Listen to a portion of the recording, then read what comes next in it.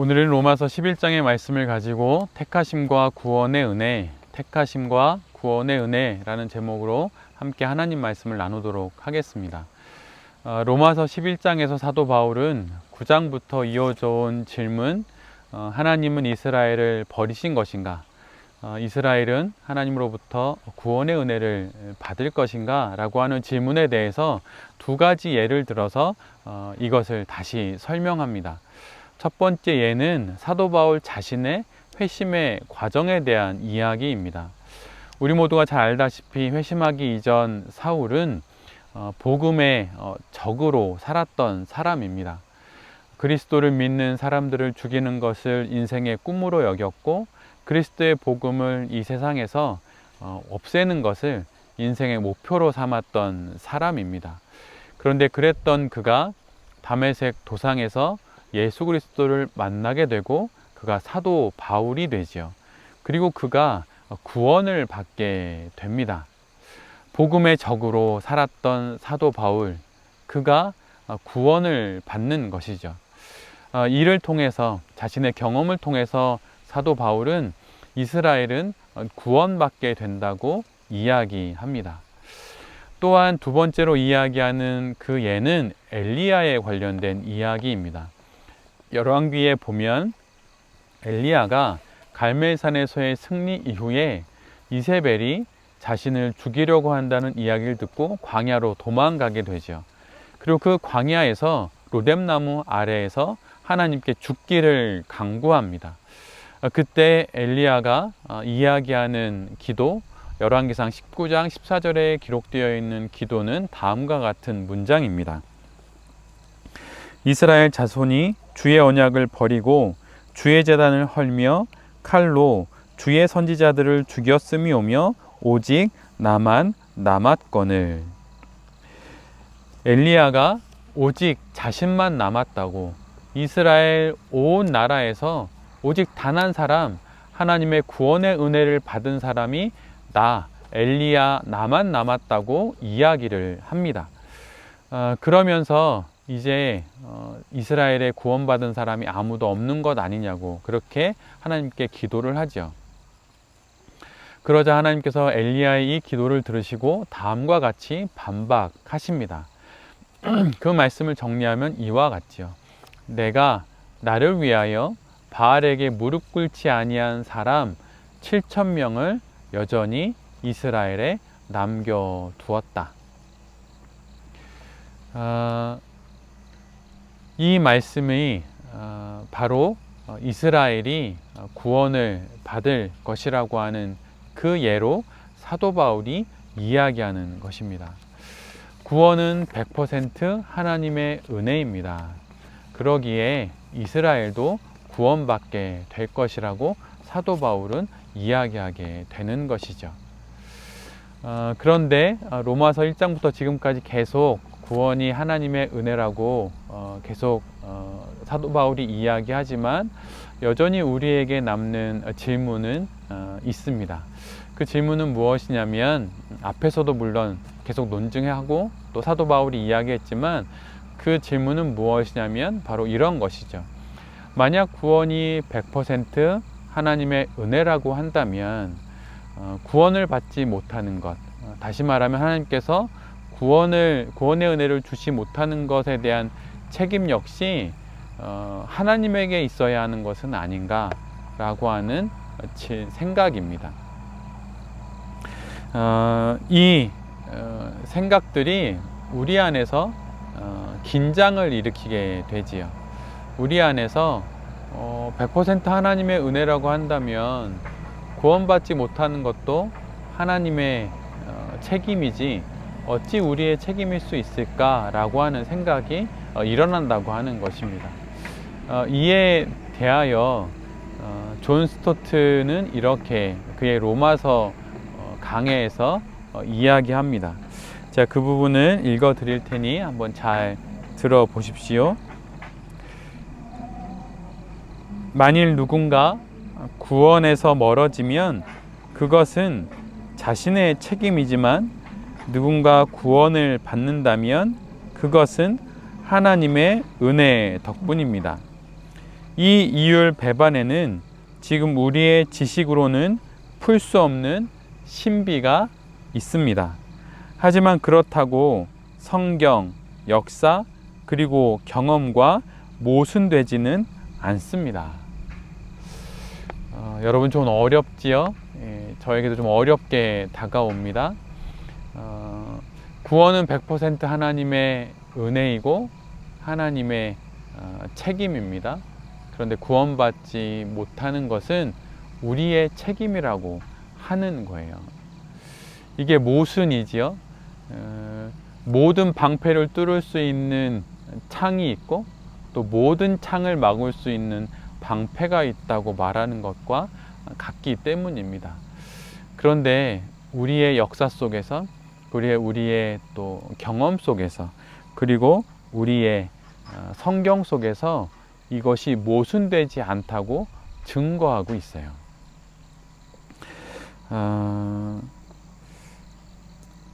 어느 철학자가 이런 이야기를 했습니다. 나는 기독교를 믿을 수 없다. 왜냐하면 이해가 되지 않기 때문이다. 그러나 이제는 기독교를 믿는다. 왜냐하면 이해되지 않기 때문이다. 똑같은 하나의 사실, 또 하나의 경험으로부터 그 경험이 불신의 이유가 되었었는데 이제는 그것이 오히려 내가 신앙을 가질 수 있는 이유가 되었다고 그가 그렇게 이야기하는 것이죠.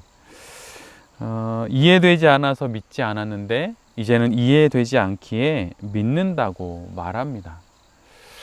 우리의 신앙이, 우리의 하나님에 대한 믿음이 여기까지 가야 합니다. 여기까지 가지 않기에 신앙이 자꾸 교훈과 또 지식을 얻는 것에 머물게 되고 그 자리에 주저앉게 되는 것이죠. 여러분, 신앙은 물론 그 안에 교훈적인 내용들이 있고 또 지식적인 내용들이 있습니다. 그러나 거기에 주저앉아서는 안 됩니다. 거기를 넘어서서 하나님께서 가라 하시는 곳까지 가야 하는 것이죠. 이 교훈과 또 지적인 이해와 고민들, 이것이 무용하다는 것이 아니고 그것이 다 필요하지만 거기서 멈추지 않고 그 모든 것을 안고 더 하나님께로 나아가야 합니다. 신앙 안에 분명 교훈적인 내용들이 있고 지식적인 내용들이 있지만 거기서 멈춰서는 안 됩니다. 그 이상 다 이해되지 않는 그 너머에 있는 나의 신앙에까지 이르기 위하여, 하나님께 이르기 위하여 계속 하나님께로 나아가야 합니다. 그래서 그 철학자가 고백했듯이, 존 스토트가 고백했듯이 이해되지 않기에 오히려 더 하나님을 믿을 수 있다고 말하는 경지에까지, 그곳까지 우리가 나아가야 합니다. 이곳까지 나아가지 못하니 자꾸 내가 저 사람보다 좀 더 낫고, 우리 교회가 저 교회보다 좀 더 낫고, 저 신앙보다 내 신앙이 좀 더 낫다라고 하는 차원에 머물게 되는 것이죠. 그리고 우리 교회에만 구원이 있다고 하는 이야기로 끝나게 됩니다. 그런데 이것으로 되지 않습니다. 아직 더 나아가야 하는 것이죠.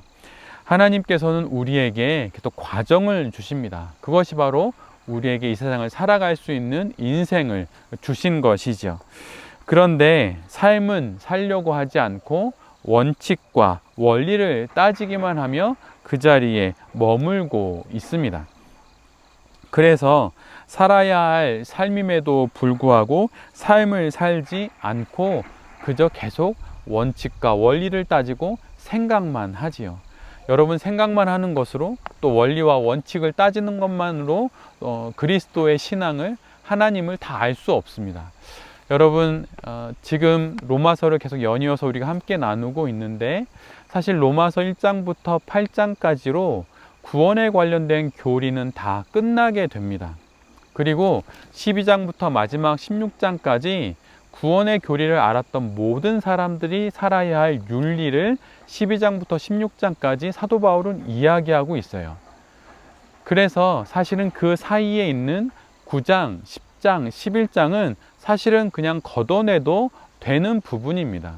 그런데 교리를 다 설명하고 윤리로 바로 이어지지 않고 그 가운데 자신의 신앙의 회심의 과정들을 예로 들고 또 엘리야의 이야기를 다시 예를 들면서 그 교리들을 다시 한번 실제적인 우리의 삶의 현실 속으로 가지고 들어오는 것이 바로 로마서 9장과 10장과 11장의 그 역할이라고 볼 수 있습니다. 로마서 1장에서 복음이 무엇인지 이미 이야기했고, 그 복음이 죄와 율법에 대한 이해를 함으로 더 구체화될 수 있기 때문에 2장과 3장에서 죄와 율법을 이야기합니다. 그러면서 다시 4장에서 복음은 그 이전과는 다른 죄와 율법을 다 이해하는 복음을 우리가 가져야 한다고 사도 바울이 이야기하죠. 그러면서 5장에 그 복음을 통하여서 하나님과 화평을 누리고 있다고 말하고, 그 화평을 누리는 그 삶 속에 현재적인 삶을 은혜로서 살아야 한다고 말을 하죠. 그러면서 자유를 이야기하고 그 자유의 자리가 무엇인지 이야기를 합니다. 그리고 그 자유를 성령 안에서 누려야 한다고 말하는 것으로 교리의 이야기는 다 끝나게 돼요. 그런데 거기서 바로 윤리로 넘어가지 아니하고 그 교리를 실제 우리의 현실의 삶에 적용하기 위해서 9장, 10장, 11장에 자신의 경험과 현실과 역사적 사실들을 다시 한번 갖고 구원의 은혜를 다시 한번 설명하게 되는 것입니다. 이것이 무엇을 이야기하는 것인가요? 하나님의 은혜를 다 이해하는 것은, 구원의 교리를, 구원의 은혜를 다 이해하는 것은 머리로 되지 않는다고 하는 거예요. 살아감으로, 살아가는 인생의 그 과정들을 통하여서 우리가 하나님의 구원의 은혜를 온전히 이해할 수 있다고 하는 것입니다. 100% 구원은 하나님의 은혜다라고 말하면서 동시에 구원을 받지 않는 것은, 구원을 거부하는 것은 우리의 책임이라고 동시에 이야기를 합니다. 여러분, 이것이 어떻게 원리와 원칙, 지적인 이해로 이것을 다 알 수 있을까요? 알 수 없습니다. 그러나 여러분, 살면 알게 돼요. 인생에서 내 삶의 현실들을 살면 구원이 100% 하나님의 은혜라는 것이 믿어지고, 구원받지 못하는 것이 나의 책임이라는 것이 여러분 인정됩니다. 바로 이것이 구원의 신비이지요. 그래서 이스라엘에 관련된 그 질문에도 사도 바울이 이야기하는 거예요. 이스라엘이 구원을 받게 된다. 그리고 또한 이스라엘이 그들의 완악함으로 구원을 거부하기도 한다. 이렇게 말하는 것이죠. 그런데 이런 모든 과정을 통하여서 이스라엘이 복음을 거부함으로 그 복음이 이방으로 넘어가게 되었고, 이방인이 먼저 구원을 받게 되었죠. 그리고 이방인이 먼저 구원받았다라는 그 사실에 대해서 이스라엘이 시기심을 갖게 되므로 이스라엘이 다시 구원을 받게 됩니다. 이것이 하나님이 구원을 우리 가운데 은혜로 허락하시는 방식이죠.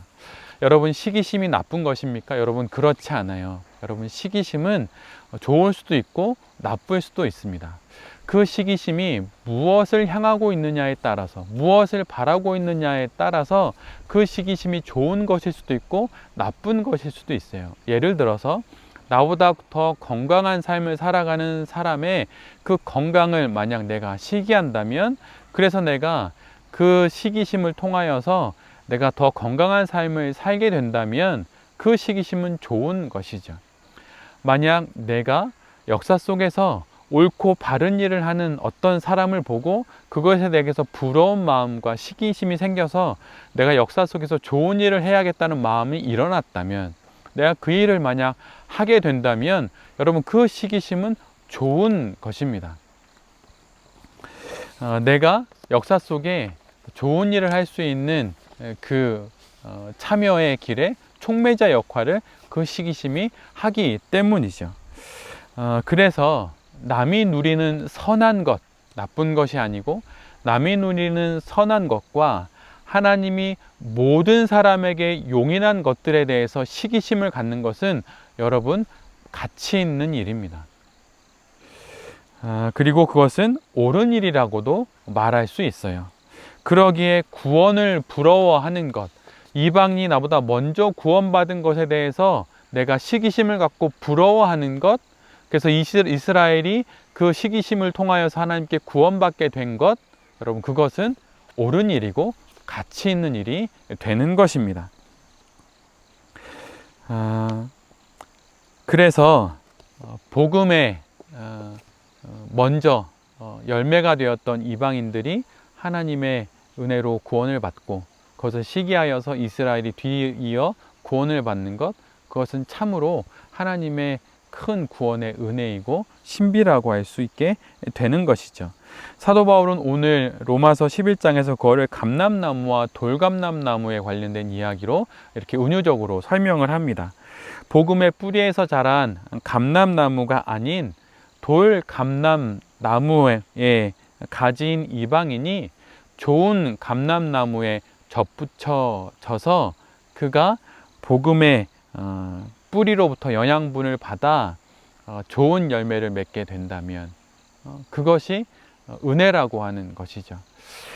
그리고 좋은 감람나무에서 떨어졌던 가지인 이스라엘이 그 좋은 감람나무에 접붙임을 받아 잘 자라게 되는 것 역시 하나님의 은혜입니다. 그런데 사도 바울이 이렇게 이야기하는 거죠.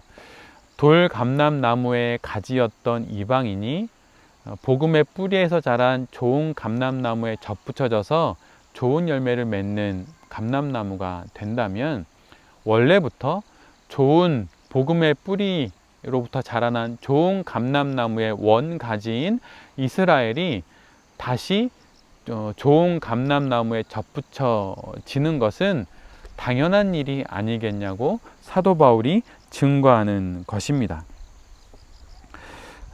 그래서 사도 바울은 이렇게 구원의 은혜를 최종적으로 정리하게 되는 것이죠.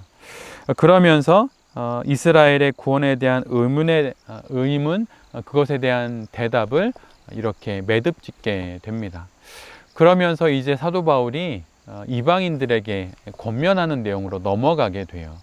그것은 다음과 같은 이야기입니다. 높은 마음을 품지 말고 두려움을 가져라. 한마디로 교만하지 말고 자만하지 말라는 것입니다. 가지가 뿌리를 보존하는 것이 아니라 뿌리가 가지를 보존하는 것이니 겸손해야 한다고 말을 합니다.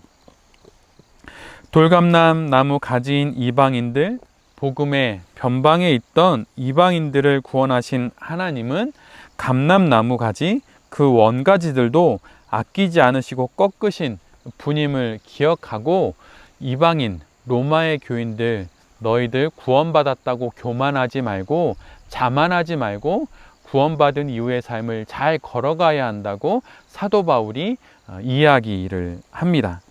즉 하나님의 인자하심과 하나님의 준엄하심을 기억하며 구원 이후의 삶을 살아가야 한다고 로마의 교인들에게 권면하는 것이죠.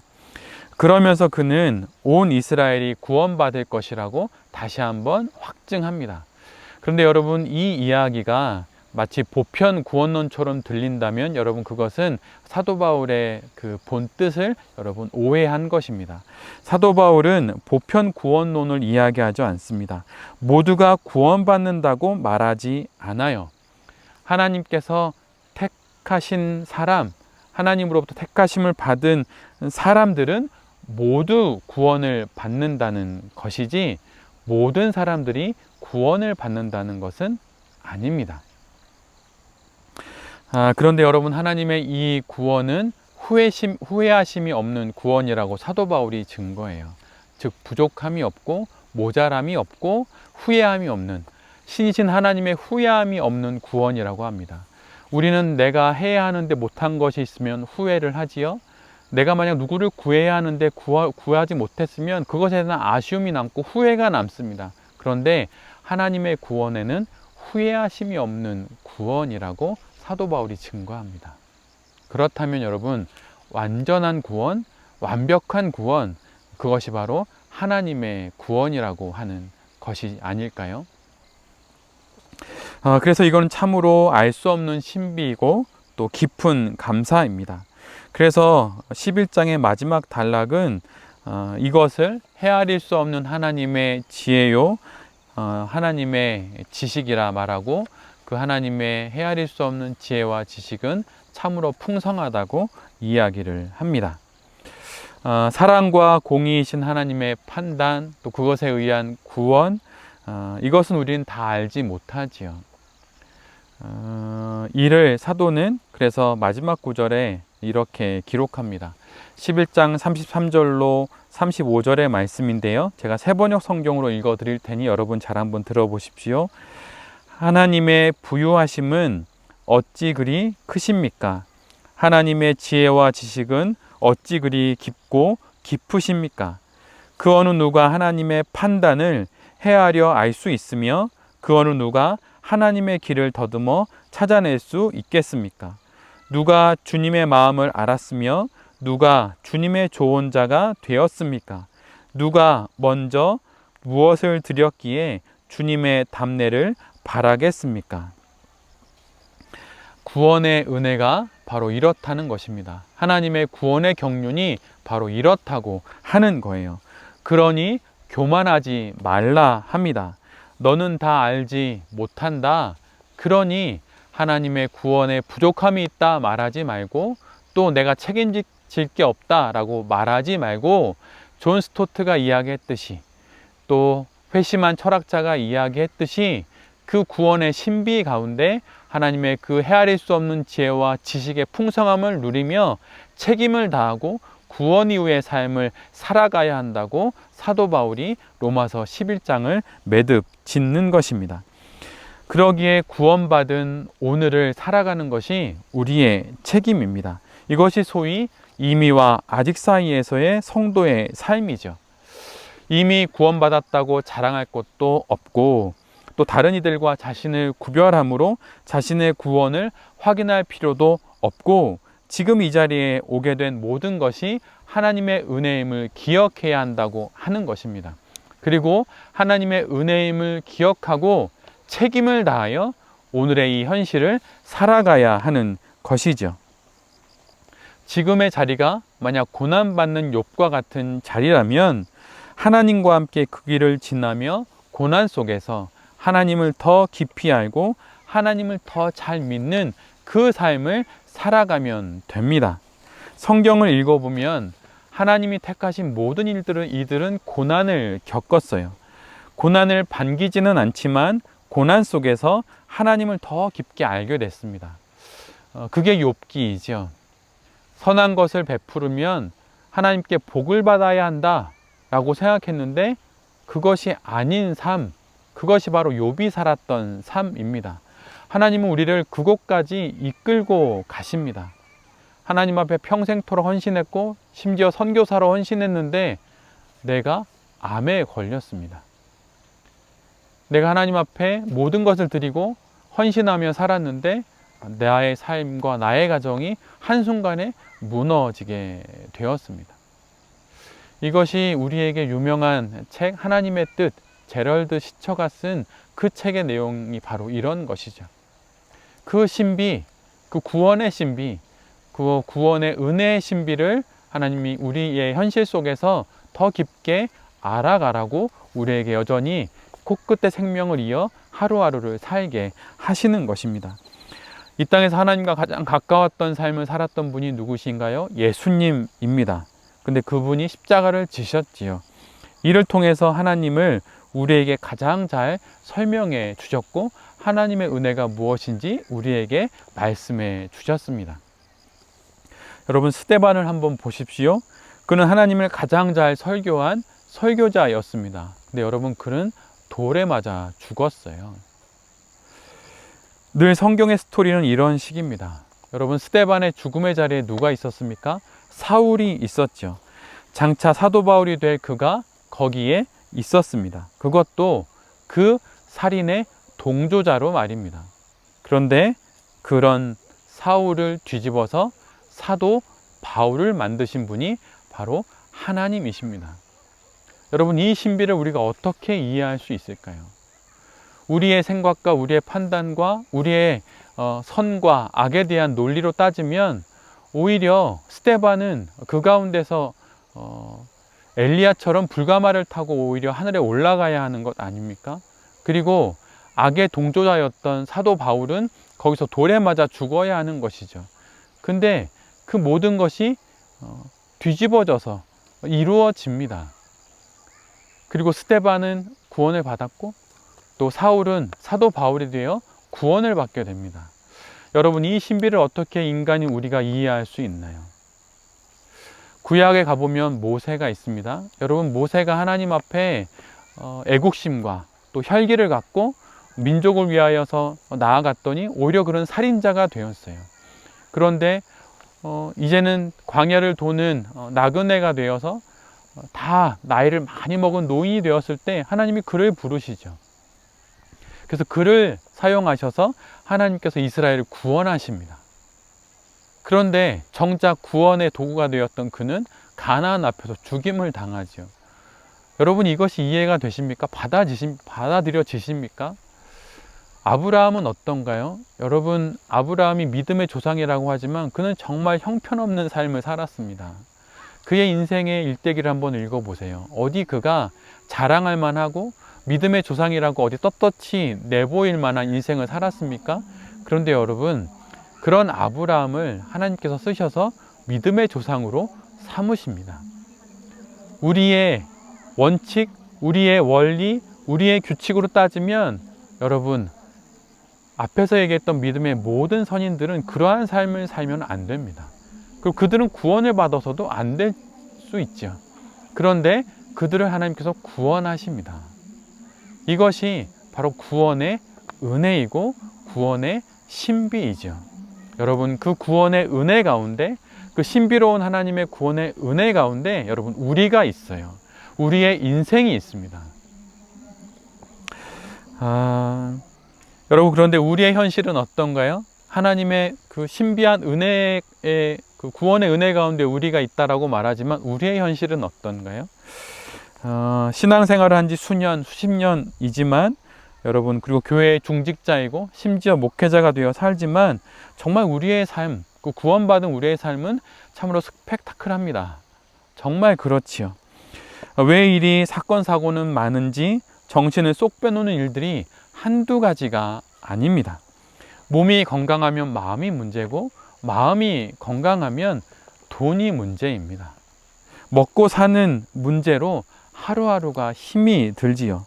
문제가 끊이질 않습니다. 내가 괜찮으면 내 자식이 문제고, 내 자식이 문제면, 내 자식이 괜찮으면 이제 내 손주들이 어려움을 겪지요. 여러분, 그 가운데 하나님이 우리를 구원하셨다, 내 자녀를 구원하셨다, 나의 손주들을 구원하셨다라고 여러분 그렇게 믿음으로 고백이 되십니까? 여러분, 그게 만약 쉽게 고백이 된다면 여러분 그 쉬운 답을 거둬들이시고 그 과정을 지나시기를 빕니다. 그 과정 속에서 그 구원이 얼마나 깊고 넓은지, 그리고 그 구원이 결코 그 무엇으로도 취소될 수 없다라는 것을 그 현실 속에서, 그 과정 속에서 경험하게 되고 알게 됩니다. 머리로 아는 구원이 아니에요.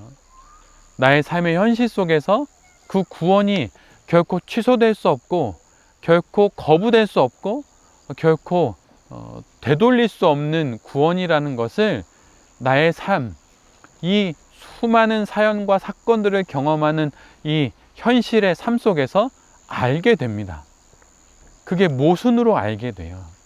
그게 이율배반적으로, 역설적으로 오히려 그것들을 알게 됩니다.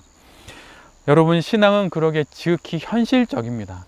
신앙은, 구원은 오늘을 살게 하지 미래를 바라보며 허송세월하듯이 허공을 치면서 살게 하지 않습니다. 여러분, 구원 받았는데 혹시 나의 현실 세계에 여러분 혹시 이렇게 충실하지 못하고 성실하지 못하십니까? 여러분, 그러면 여러분의 구원을 한번 다시 돌아보십시오. 로마서를 1장부터 찬찬히 16장까지 읽으십시오. 그러면 우리의 신앙이, 우리의 구원의 은혜가 나로 하여금 현실에 더더욱 뿌리박게 한다는 것을 여러분 알게 될 것입니다. 여러분, 역사가 무엇입니까? 인간의 먹고 사는 이야기, 싸우고 힘겨루고 고난을 겪고 승리하고 지고 이기고 하는 그 지지고 볶는 그 이야기가 역사이죠. 그 일상의 기록들이 역사입니다. 그런데 그 역사 속에서 하나님이 일하십니다. 그것이 복음이죠. 그 역사 속에 들어오셔서 그 이전의 역사와 그 이후의 역사의 그 갈림길, 그 기준점, 새로운 전환점을 만드신 분이 바로 예수 그리스도이시죠. 우리의 역사 속에 그렇게 들어오셔서, 우리의 그 지지고 볶는 역사 속에 들어오셔서 구원을 이루신 것이 바로 하나님이 하신 일입니다. 여러분, 교회가 왜 산에 있지 않고 왜 세상 속에 있습니까? 사실 저는 원래 전공도, 신학을 하기 이전의 전공도 사실은 환경과 생태였어요. 바다를 되게 좋아했고 또 산을 좋아합니다. 그래서 도시보다 전원을 더 좋아하죠. 그런데 여러분이 다 알다시피 제가 목회하는 교회는 도심 한복판에 있습니다. 그래서 오히려 참 감사합니다. 그런 저를 이렇게 도심 속의 교회로 부르셔서 정말 감사하죠. 교회가 왜 여러분 도시 속에 있어야 합니까? 그것은 삶 속에, 인생 속에 바로 교회가 세상의 빛이 되기 때문입니다. 요한복음 3장 16절에 여러분 이런 말씀 있죠. 잘 아는 말씀입니다. 하나님이 세상을 이처럼 사랑하사 독생자를 주셨으니 이는 그를 믿는 자마다 멸망하지 않고 영생을 얻게 하려 하심이라. 하나님이 세상을 사랑하셔서 이 땅에 보내신 분이 예수님입니다. 그리고 그 예수님이 머리가 되어 있는 공동체가 바로 교회이지요. 여러분, 그래서 교회는 세상 속에 있어야 합니다. 이와 같이 우리의 신앙도 우리의 현실 속에 있어야 합니다. 그때 비로소 우리의 신앙이 빛이 나는 것이죠. 이스라엘의 역사, 예루살렘의 그 현실에 예수 그리스도의 삶이 있었듯이 남편과 아내의 불통 속에, 그 불화 속에 우리의 신앙이 비로소 빛이 납니다. 자녀와의 그 불통 속에, 그 어려움 속에, 경제적인 어려움과 육신의 고통과 연약함 속에 우리의 신앙이 있습니다. 마음의 근심과 걱정 가운데 우리의 신앙이 있습니다. 그 신앙으로 마침내 우리는 이미 얻은 구원을 더욱 영광되게 빛나게 하는 것이죠. 요한복음 3장 16절 이어서 나오는 17절에 여러분 이런 말씀이 있어요. 제가 읽어드리겠습니다. 하나님이 그 아들을 세상에 보내신 것은 세상을 심판하려 하심이 아니요 그로 말미암아 세상이 구원을 받게 하려 하심이라. 그로 말미암아 세상을 심판하려 하심이 아니요 구원을 받게 하려 하심이라. 여러분, 할렐루야 아멘 아닙니까? 예수님이 이 땅에 오심은 세상을 심판하려 하심이 아닙니다. 세상을 구원하려 하심입니다. 그리고 그 구원을 우리가 은혜 가운데 받아서 지금 이 말씀을 함께 나누고 있는 것이고 이 현실 속에 그리스도인으로 살아가고 있는 것입니다. 우리가 지금 어떤 현실을 겪든 그 모든 것은 결코 우리를 향한 하나님의 구원의 은혜를 이길 수 없습니다. 우리의 이해의 최대치로 로마서가 말하는 하나님의 구원의 100% 그 은혜됨과 우리의 100% 책임을 다 이해할 수 없습니다. 존 스토트의 그 말을 우리가 다 이해할 수 없어요. 우리가 만들어낼 수 있는 이해의 최고치 값이, 최고값이 여기까지이기 때문입니다. 그런데 여기서 우리의 믿음이 비로소 더 깊은 하나님의 구원의 은혜의 세계로 나아가게 됩니다. 이 우리의 이해의 최고치에서, 우리의 그 이해의 마지막 끝에서 비로소 더 깊은 믿음이 시작됩니다. 예수님의 죽으심과 부활로 우리의 삶은 하나님과 영원토록 묶여져 있습니다. 어느 누구도 풀 수 없고 어느 사건도 이 하나님과 우리를 묶어놓은 이 구원의 사건을 없는 것으로 할 수 없습니다. 여러분, 그러니 이제 구원을 위한 회개는 그만하셨으면 합니다. 이제는 회개가 아니라 여러분 삶을 사셔야 해요. 내가 자꾸 구원에 대한 회개를 반복하는 것은 자꾸 원리와 원칙으로 돌아가서 마치 율법의 완성을 이루려고 하는 이스라엘과 같은 모습을 반복하는 것에 지나지 않습니다. 자책과 후회를 붙잡고 그것에 붙잡혀서 구원의 주변을 맴도는 종종걸음을 이제는 그만하고 구원의 문을 지나 영광스럽게 삶을 살아야 합니다. 여러분, 구원의 목적은 회개가 아닙니다. 여러분, 구원의 목적은 여러분 삶이에요. 구원의 목적은 우리의 이 현실을 살아가는 것입니다. 그래서 그 현실 속에서 과정을 지나고 시간을 통과하고 사건과 사연들을 지나고 선택하고 그 기회를 갖고 구원의 삶을 살아가는 것입니다. 하나님이 배제되는 공간과 시간은 없습니다. 하나님은 당신의 공의를 무산시키지 않으시면서 동시에 당신의 사랑을 완성하십니다. 이 우리의 이해로 깨달아지지 않는 이 하나님의 은혜로 하나님이 역사를 이루어 가셨습니다. 그리고 그것이 성경 속에서 우리가 만나게 되는 그 믿음의 선인들의 삶인 것이죠. 공의의 실로, 또 사랑의 실로, 그리고 우리가 알지 못하는 당신의 여러 실로 엮어 가시는 것이 역사고, 그리고 우리의 현실입니다. 여러분, 큰 현수교나 아니면 아주 긴 다리를 지을 때 그것들을 이렇게 굵은 쇠줄로 이렇게 다 묶어 놓지요. 여러분들, 근데 그것이 하나의 굵은 쇠줄이 아니라 여러 얇은 쇠줄이 이렇게 꼬여서 이렇게 꼬아져서 아주 강한 힘을 갖게 됩니다. 그래서 그걸 통하여서 그 다리를 지키는 거죠.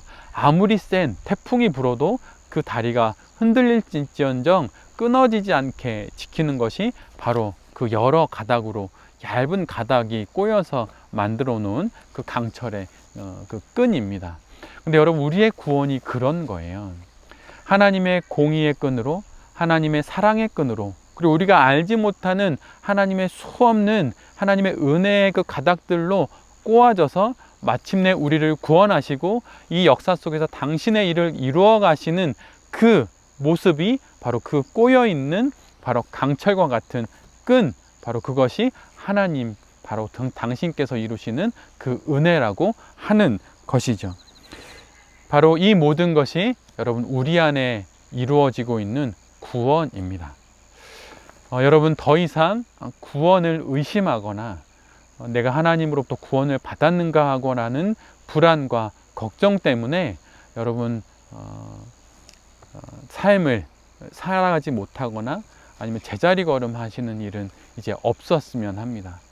여러분, 이제 우리가 가야 할 이 구원 이후의 이 영광스러운 삶, 이 명예로운 삶은 정말 아주 많이 열려 있어요. 여러분, 이제 우리가 그거를 살아야 합니다. 그래서 이 로마서를 읽고 로마서를 또 설교하고 많은 사람들이 새로운 신앙의 여정을 걸어갈 수 있었던 것이죠. 택하심, 그리고 구원의 은혜는 모두 다 하나님의 것입니다. 그리고 그 은혜를 지금 우리가 누리고 있다는 사실을 여러분 잊지 마시고 그 은혜 속에서 내게 주신 이 현실, 인생을 책임과 또 명예를 갖고 또 영광스럽게 살아갈 수 있기를 간절히 빕니다. 이 구원의 은혜 속에서 내게 주신 이 한 번뿐인 인생을 아름답게 살아가는 모든 성도님들과 또 이 말씀을 전하는 제 자신이 될 수 있기를 기쁘게 기도드립니다. 제가 기도하겠습니다. 주님, 찬송가 520장에 있는 찬송을 기억합니다. 어느 누구나 주께 나오라. 하늘 아버지가 오라 하시니 어느 누구나 오라. 주님, 이 부르심을, 이 택하심을, 이 구원의 은혜를 우리 모두에게 주시니 진실로 감사를 드립니다. 로마서 9장부터 11장까지 이어진 로마 교인들이 가진 의문에 주님 답하여 주셔서 감사합니다. 결코 취소될 수 없는 당신의 나를 향한 구원이 내가 아닌 당신의 주권 안에 있음을 믿습니다. 100% 주님의 전적인 은혜로 제가 구원받음을 믿습니다. 또한 나에게 책임이 있음을 또한 믿습니다. 내가 이미 받아들여졌음을 믿습니다.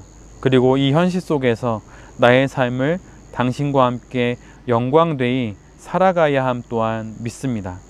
예수 그리스도의 십자가의 죽음과 부활로 우리에게 주신 구원의 위대함을 알고 당당히 현실을 살아갈 수 있도록 주님 우리를 도와주시옵소서. 주님 우리를 더욱 영광되이 빚어 주시옵소서. 이 모든 말씀 예수 그리스도의 이름으로 기도드립니다. 아멘.